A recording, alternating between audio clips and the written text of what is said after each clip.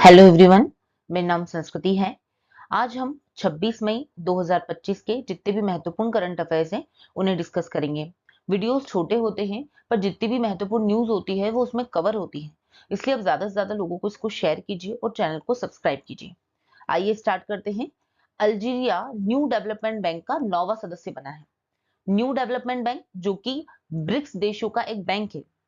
NDB जो है वो ब्रिक्स देशों का एक बैंक है, न्यू डेवलपमेंट बैंक, उसका 9वां सदस्य बन चुका है अल्जीरिया। तो एग्जाम की दृष्टि से हमारे लिए इंपॉर्टेंट है न्यू डेवलपमेंट बैंक। तो एनडीबी जो है इसका मुख्यालय कहाँ पर है? तो शंघाई चाइना में इसका मुख्यालय है। 2015 में इस बैंक को बनाया गया था। इसमें ब्रिक्स में कौन कौन सी कंट्री शामिल है? ब्राजील, रशिया, इंडिया, चाइना और साउथ अफ्रीका। तो इन देशों ने मिलकर जो है वो एनडीबी की नींव रखी थी। अगर हम देखेंगे ये क्यों बनाया गया था, तो पहला तो रीजन यही है कि जो भी और अदर ऑर्गेनाइजेशन है, जैसे कि हम देखते हैं आईएमएफ है, वर्ल्ड बैंक है, तो इन पर निर्भरता को कम करने के लिए और एक विकल्प के रूप में जो है वो इसे जो है वो बनाया गया है एनडीबी को।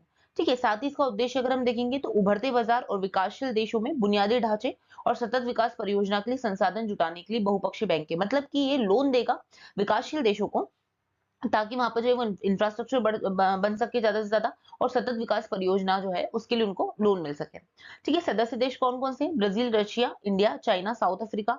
इतने देश तो है ही, साथ में ये देश भी है जैसे संयुक्त अरब अमीरात है, मिस्र है, अल्जीरिया है, ये एनडीबी के सदस्य है। ठीक है, अगर हम देखेंगे तो इसमें तो स्टार्टिंग में अगर हम देखेंगे तो 50 बिलियन डॉलर की इसमें जो है वो पूंजी थी, पर अब जो है वो 100 बिलियन डॉलर की इसमें पूंजी हो चुकी है। ये जो न्यू डेवलपमेंट बैंक है उसमें हर देश का एक जैसा जो है वो समान अधिकार होता है। इसमें किसी भी प्रकार के वीटो का जो है वो कोई यूज नहीं होता है। अब थोड़ा सा हमारे लिए इंपॉर्टेंट है ब्रिक्स के बारे में जानना।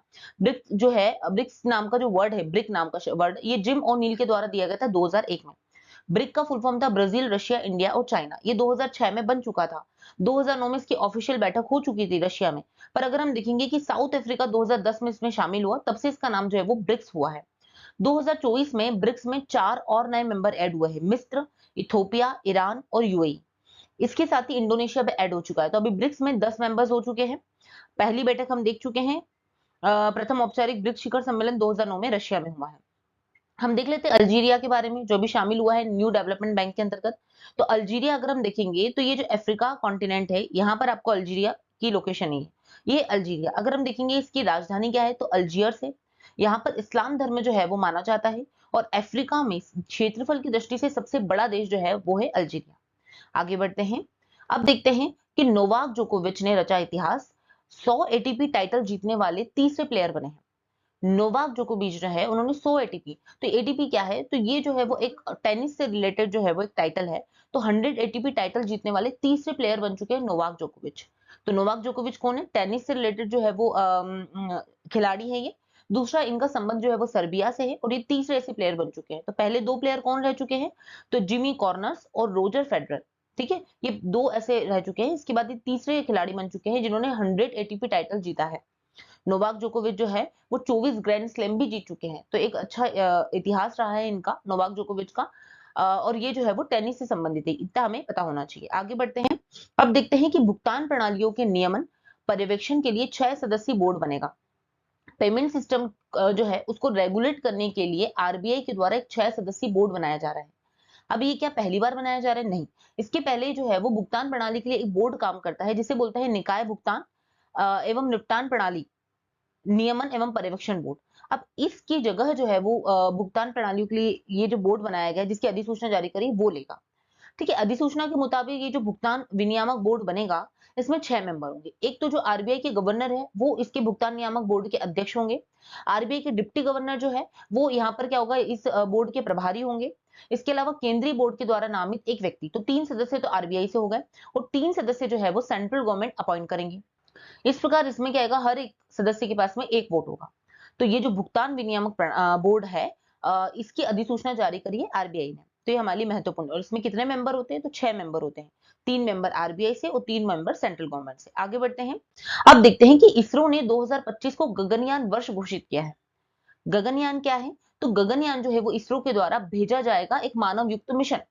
ठीक है, इसरो ने 2025 के महत्व पर प्रकाश डालते हुए इसे गगनयान वर्ष घोषित किया है।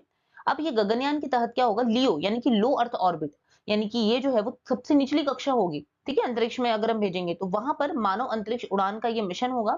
इसमें क्या होगा, तो इसमें 3 सदस्यों को जो है वो भेजा जाएगा 400 किलोमीटर की हाइट पे लियो के अंदर, यानी कि लो अर्थ ऑर्बिट के अंतर्गत भेजा जाएगा। हालांकि इसके पहले जो है वो 3 मिशन भेजे जाएंगे, ठीक ना, 3 जो है वो मानव रहित मिशन भेजे जाएंगे, फिर जो है वो गगनयान भेजा जाएगा, जिसमें एक रोबोट भी होगा, ठीक है, जिसे बोलते हैं व्योमित्र नाम का। इस प्रकार इसरो ने जो है वो गगनयान वर्ष 2025 को गगनयान वर्ष जो है वो घोषित कर चुके हैं। थोड़ा सा हम इसरो के बारे में देख लेते हैं, जिन्हें बोलते हैं इंडियन स्पेस रिसर्च ऑर्गेनाइजेशन। इसकी स्थापना कब हुई थी इसरो की, तो 15 अगस्त 1969 को इसरो की स्थापना हुई है। इसके संस्थापक कौन है, तो डॉक्टर विक्रम साराभाई, जिन्हें भारतीय अंतरिक्ष कार्यक्रम का जनक माना जाता है, वो इसके संस्थापक हैं। मुख्यालय की बात करेंगे तो बेंगलुरु कर्नाटक में इसका मुख्यालय है। अगर हम इसरो की कुछ महत्वपूर्ण उपलब्धियों के बारे में देखें तो 1975 में पहला उपग्रह आर्यभट्ट इसरो ने लॉन्च किया था। 1980 में रोहिणी 1, जो कि भारत का पहला स्वदेशी रॉकेट SLV-3 था, उससे लॉन्च किया गया था। चंद्रयान फर्स्ट 2008 है। मंगलयान 2013 है, इनकी डेट्स पता होना चाहिए। 2019 में चंद्रयान सेकंड भेजा था, पर यह असफल हुआ। 2023 का वर्ष बहुत इंपॉर्टेंट है, क्योंकि इसमें चंद्रयान थर्ड भेजा गया था, और जिसने चंद्रमा के दक्षिणी ध्रुव पर पहुंचने वाला पहला देश बन चुका था भारत। ठीक है, सफल हो रहा। 2023 में ही हमने आदित्य L1 मिशन भेजा गया था। इसके अलावा 2024 में जो है वो गगनयान मिशन की तैयारी है, और 2025 में प्रयास किया जा रहा है कि गगनयान मिशन जो है वो भेजा जाए। इस प्रकार आज की जितनी महत्वपूर्ण न्यूज थी हमने सारी कवर करी है। वीडियोस छोटे होते हैं, 5 से 7 मिनट के होते हैं, पर जितने भी न्यूज है साथ में कुछ एक्स्ट्रा फैक्ट्स वो भी हमारे कवर होते हैं। तो आप ज्यादा से ज्यादा लेक्चर को शेयर कीजिए, लाइक कीजिए और चैनल को सब्सक्राइब कीजिए।